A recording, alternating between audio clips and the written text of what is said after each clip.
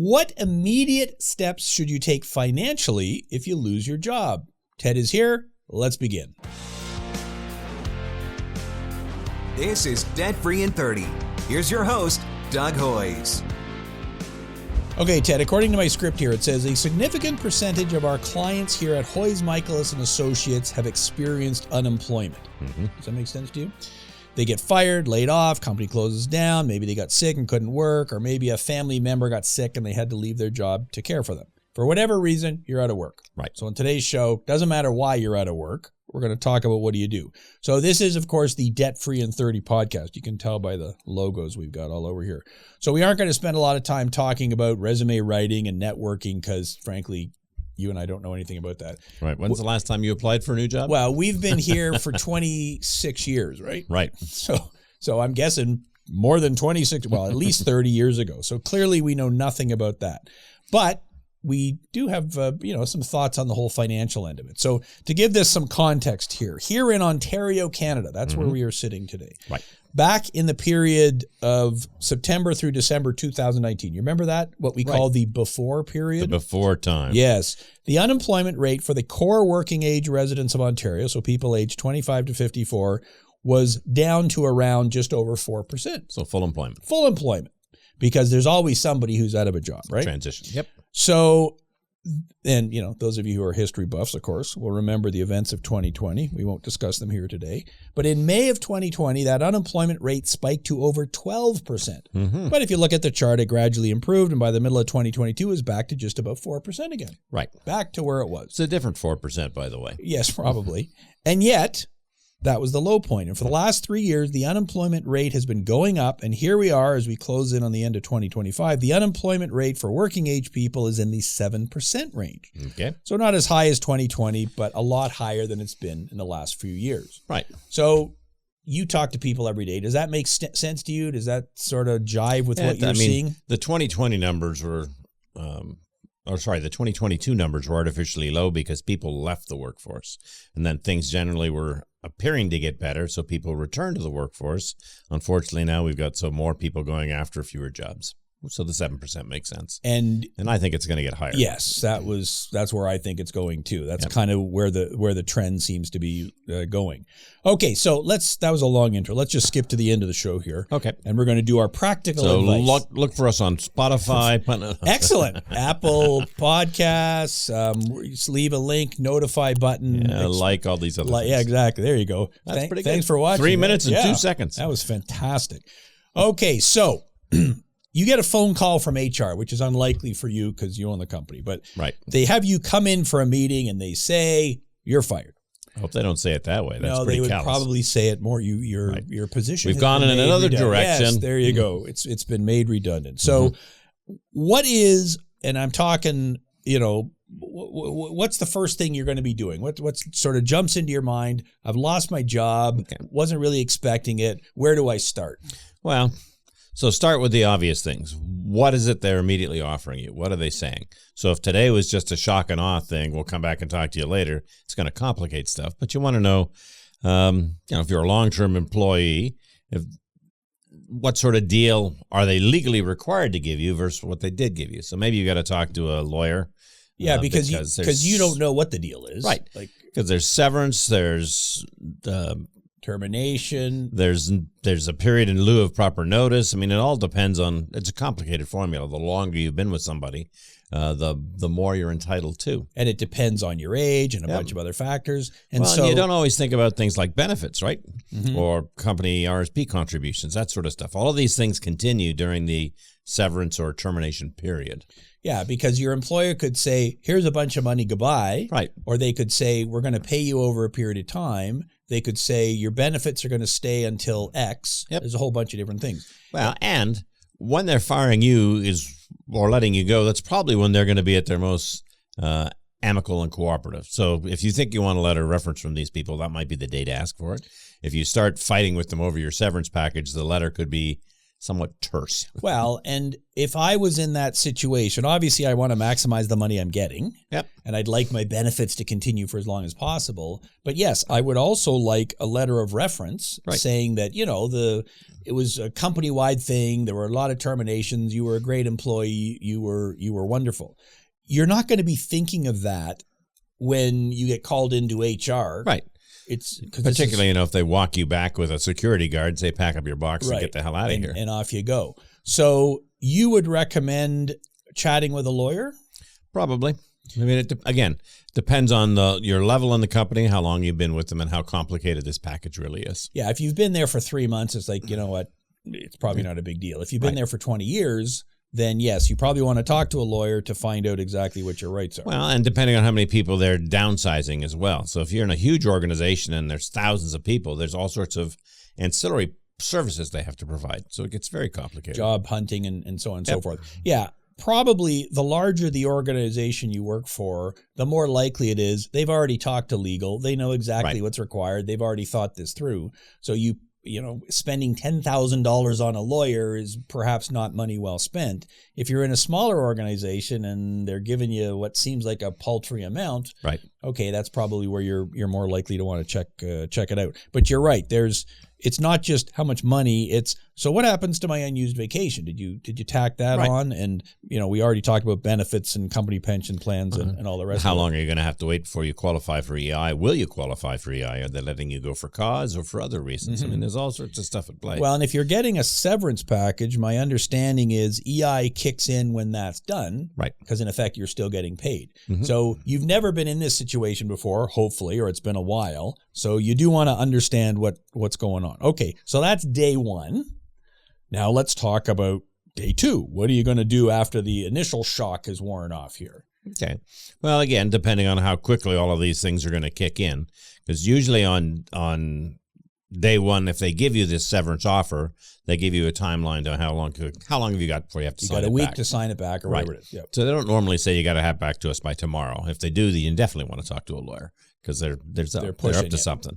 But let's assume that everything is rather straightforward. Okay, day two, now we got to start looking for when will I be eligible for EI? Have I got my record of employment? Should I actually be applying for those things now, or at least putting the ducks in a row so that it'll kick in as quickly as possible? Yeah, and my understanding is, you having never applied for EI, but my understanding is you kind of need proof that you're not working, which is what a record of employment is. Right.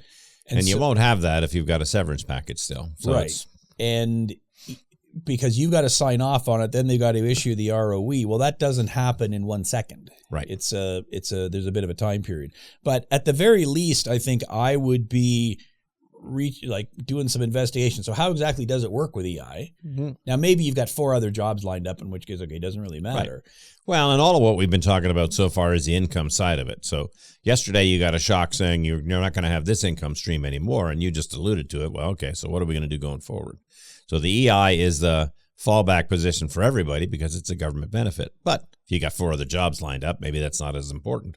Yeah, and there's nothing better than getting fired when you got 4 other jobs lined up. Right, because then they're going to pay you to... Yeah, this is fantastic. I get some severance and off I go. So we're going to talk a bit about that as well. So, okay, so the title of this podcast is What to Do Financially in Your First 30 Days After You're Losing Your Job. So you just alluded to the income side of it. Right. Okay, well, the other side of that I'm thinking is expenses. Right, so you got to take a look at, particularly if you have no income certainty. You don't, you've got your severance package, but you haven't signed off on it yet because it's only been a day or two. Your EI, you're not eligible for it yet, so you don't know about that.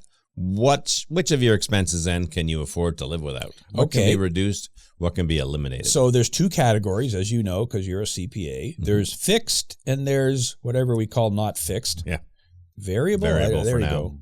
Yep. So what can I do about my rent? Nothing. Not a hell of a lot. My mortgage? Nothing. It kind of is what it is. So it's the variable expenses that I'm going to immediately look at. So, okay, food, that's probably your biggest variable. That sounds like the wrong word to me. Well, but it's how you spend it. So if you're in the habit of heading into the office early every morning and grabbing a Starbucks or a Timmy's or something, well, maybe you don't need to be doing that for a while, right? And if you're still going into work, you still might want to economize, bring it from home, or try and forego it for a couple of days, see what that's like. Yep. Yeah. And obviously the big expenses on food tend to be the delivery services and all that kind of stuff. And I totally get it. I just worked a 12-hour shift. I don't have time to be thinking about, let's just order in. Well, okay, I guess if I've got more time on my hands, then I will be starting to think about, okay, how can I cut back? I'm, hitting the grocery store, making my own food, that sort of thing. It might be as simple as, you're used to going out and grabbing something at lunch from work. Well, okay, maybe for the next month you transition by bringing something with you, or you've got to look at ways to economize. Right. And that's something you can put in place immediately. You don't need anyone's permission to. You get rocking and rolling on it. And then, of course, we got all your favorite subscriptions and things like that. It's like, well, you know what? Maybe for the next couple of months, I don't need Netflix, Disney Plus. Well, what we're really saying, this is a good time to do an assessment on all of your expenses and reevaluate where money's going.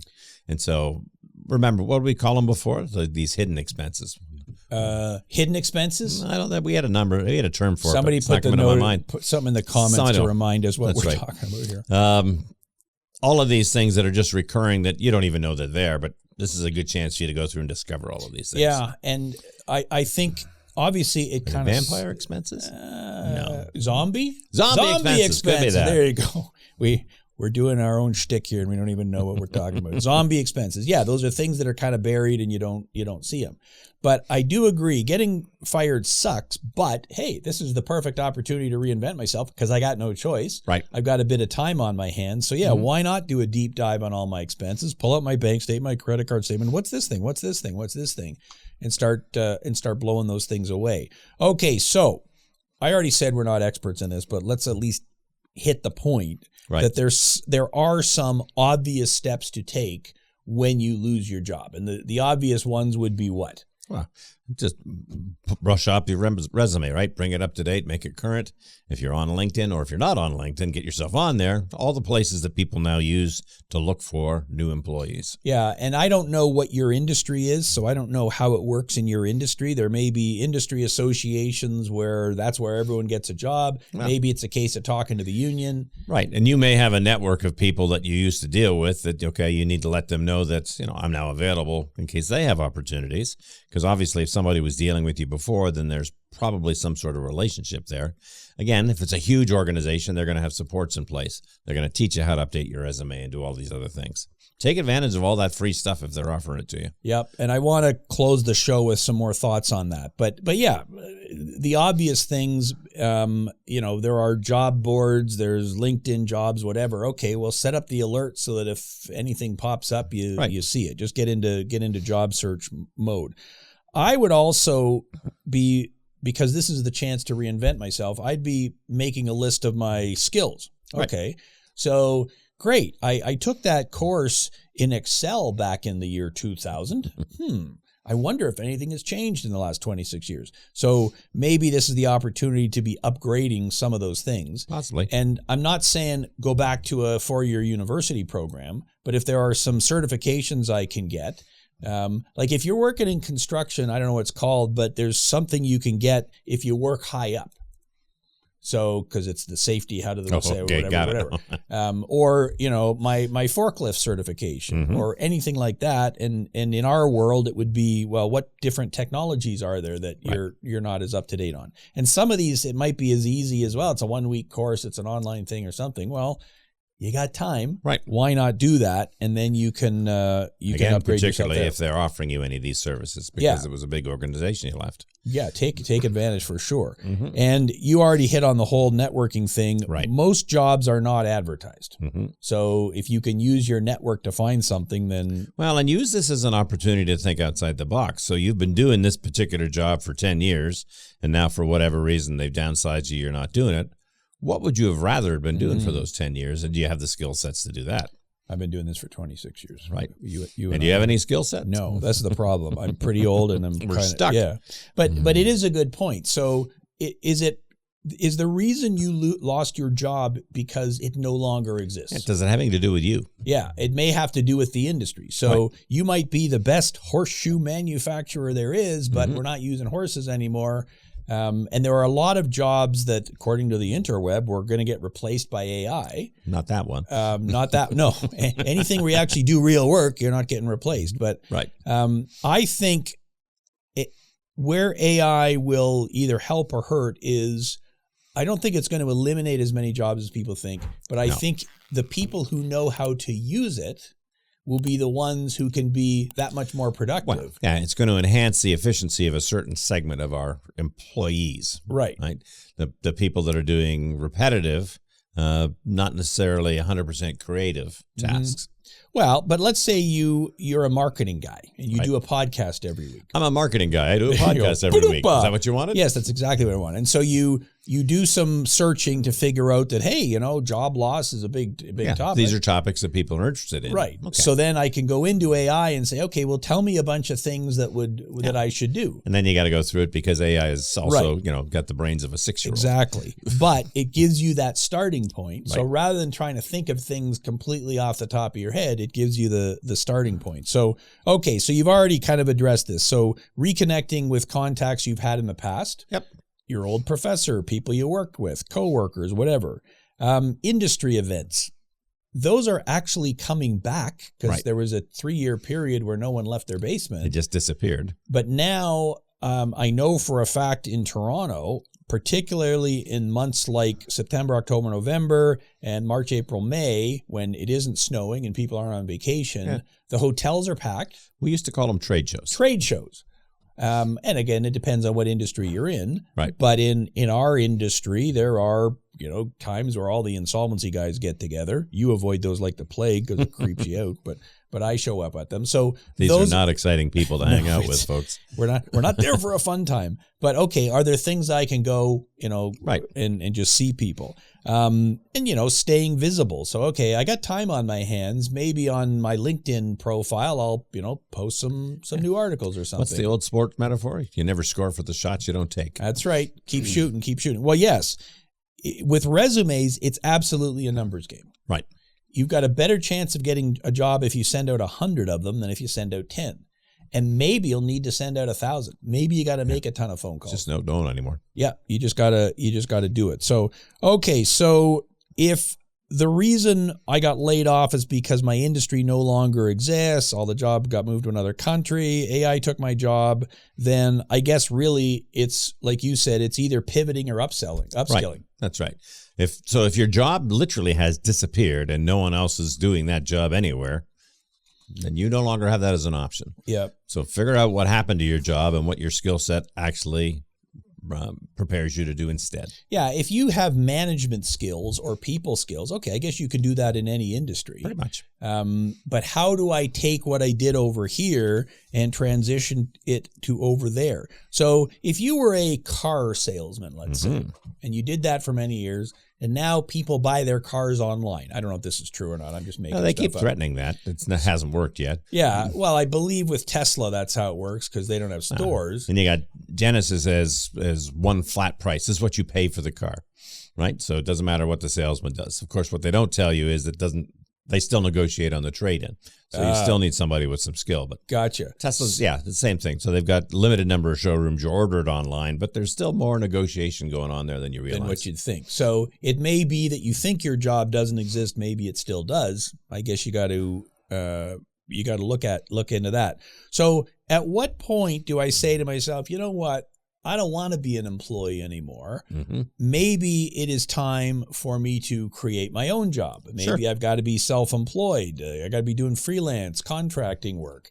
How do I think about that? Because that seems a little risky to me. Well, so the risks of being self-employed are significantly higher than the risks associated with being an employee. Because if you don't generate any revenues, you don't eat. So it's pretty simple. The rewards are significantly higher. So that's why people do it. And the other alternative, of course, is they can't find work, and so they do this because they have to.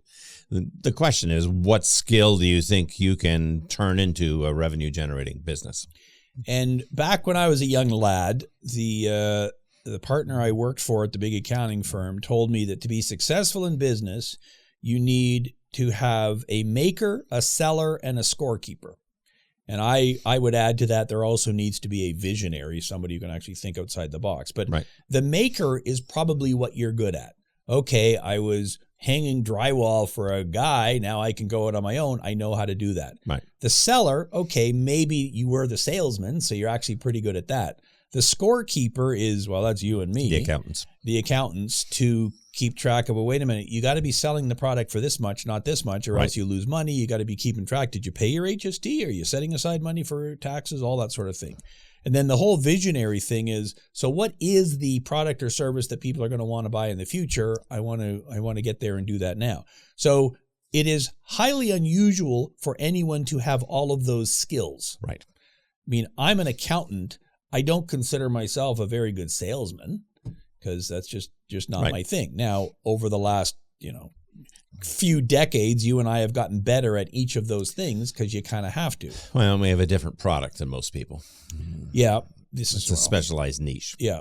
But you still have to get the word out there and still have to do it. Now, the other big thing about starting your own business that people don't grasp is it costs money. It does. And not only does it cost money, but you won't have a lot of income coming in. So you've got to have not only what the operations cost, but you got to be able to live until the business throws off money for you. Mm-hmm. So there's two sides to that. Yeah. And at the start, it's like, okay, I got to build a website. I got to buy some product. Okay, that costs money. Right. And then you're also not getting paid. You still have to be paying your rent and groceries and everything else. The biggest single issue for most small new businesses is they're undercapitalized. They didn't have enough financial reserves when they started operating their new business because they didn't realize it was going to be, 18, 24 months before it started throwing off any income. Yeah. In our case, it was 10 years. So it all depends, right? But even if you do realize that, you can't just walk into a bank and say, hey, I got no collateral. I just got laid off. Can you lend me $1 million to start this business? So you kind of have to do it on a shoestring. Right. You have no choice, but that's something to absolutely be aware of. Okay. So this is the Debt Free in 30 podcast. So let's talk about debt here since we're 2/3 through the show. At what point after losing my job should I start talking to my creditors about deferring payments? Day one, later? What? It literally will depend on what your cash flow looks like. But obviously, cash is king. And so if you're worried about making your debt payments before this layoff or this termination happened, you're going to be talking to somebody like you or I much sooner. Right? If you've got a 6 or 9 month severance package and things are going to be okay for a while, it doesn't have to be your top priority. So literally, where's the pressure point going to be? So if I have, let's say, a mortgage or a car loan, I can probably call up the lender and say, look, I need to defer a payment. Right. And in most cases, they will probably do it. I guess I don't want to shoot that bullet until I need to. Correct. So if you're being offered some sort of severance package, we'll just say 6 months. We're just making it up. You probably don't want to defer the mortgage payment in month one. In fact, you don't necessarily even want to talk to the bank in month one because, again, your income is going to remain the same for the next 6 months. So somewhere around month 5 is when you've got to decide, okay, maybe I need to make that bullet, whatever you call it. Taking your shot, yes, because the only shots you don't take are the ones you didn't take. Whatever you just said there before there. The only time you don't score is with the shots when you don't take the shot. There you go. Yeah. Thank you, Wayne Gretzky. So, okay, so you're right. If I've got cash flow coming in and hopefully I can see that I've got 6 months worth of severance, my goal is to find a job in 3 months. Right. And then this is everything's easy. Good. But if I get to month number 7, okay, now I got a problem. And if you've waited to month number 7, you've got 2 problems. You put this off far too long. So we've done this inventory. We know where things are at, and we know we've got 6 months worth of income. So somewhere around month 5, month 6 is when I haven't got that new job yet. I need to be starting to look at what's the next stage of this, and it's going to be deferring payments or trying to renegotiate. Yeah, so maybe you're better off in month 3 saying to the bank, hey, I pay my mortgage biweekly. Can I defer one of the biweekly payments? And that way, a couple months later, if I have to defer another one, I can, as opposed to waiting till the absolute end. Now, most people who are going through a job loss are like most people in Canada. They've already got debt. Right. They probably don't have $1 million in the bank. If they do, then they don't care. It's all good. So I lost my job. I knew I was behind on paying my debts when I started. Should I immediately be calling you and saying, hey, Ted, I want to file a consumer proposal today? And we usually advise people that that's a bad idea. It's kind of a knee-jerk reaction. It may be right. There may be the correct solution that you want to file a proposal, but we're going to wait till your situation stabilizes a little bit when you've had a chance to adapt to your new situation and to see whether or not you actually can find new work. What's your reality going to be? Biggest risk of filing bankruptcy immediately is, maybe things aren't as bad as you think. 3 weeks later from now, you find a very high-paying job, and the bankruptcy costs you an awful lot of money. Because when you're bankrupt, the more you make, the more you got to pay. Right. As people think bankruptcy is free. No, there's this thing that says if you make more than this amount, you got to pay more. So I agree with you. The worst thing you can do is, okay, I lost my job yesterday. I go bankrupt today, and then I find out that I find a new job, and now I'm making this much. Yeah. Oh, guess what? The bankruptcy is going to cost you $1,000 a month for the next 21 months or something. Or worse, you file the bankruptcy before you settle on your severance package, and you get some kind of large settlement, and suddenly the bankruptcy latches onto a big chunk of that. Way more expensive. Yeah, not what you want to do. Yeah. And with a proposal, as everyone who listens to this show knows, a consumer proposal is a deal where you pay a certain amount over a certain period of time. Right. And that deal is based on your income. Mm-hmm. Okay, well, you lost your job. So I guess now is the perfect time to do a proposal because all I've got is EI coming in. I can get the best deal possible. Right.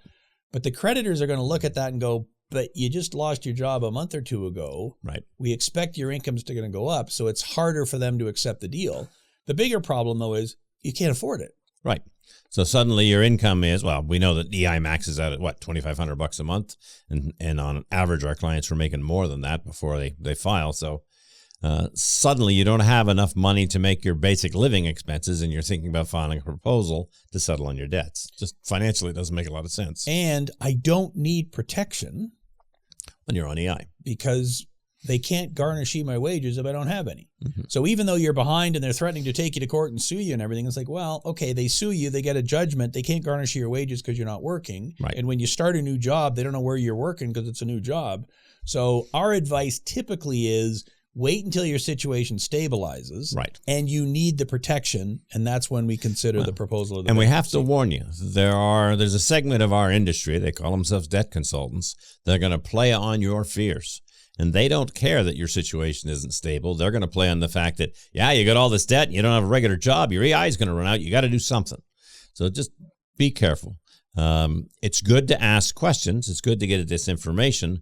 It's just don't act too quickly without considering all your options. Yeah, and I would hope that if you're talking to you or they're talking to you or me, we're going to say, well, let's do this at the appropriate time. Yeah, right. Probably by the time you get back to work, your debts are going to be in bad shape and you're going to need to do something.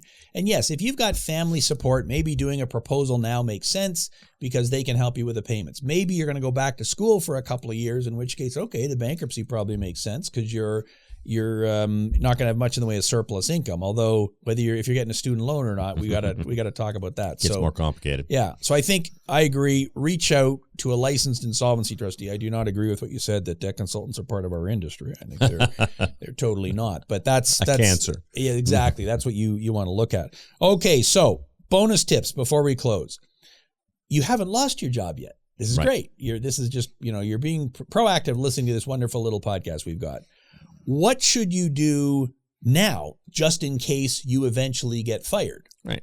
It's always a good thing to know what your finances look like. And so if you do this once a year or semi-annually, I'm more of a semi-annually encouraging kind of guy, take a look to see where you're at and run some scenarios. So if I lost my job tomorrow, what would the pressure points be? What can I do now to mitigate those? What planning should I put in place?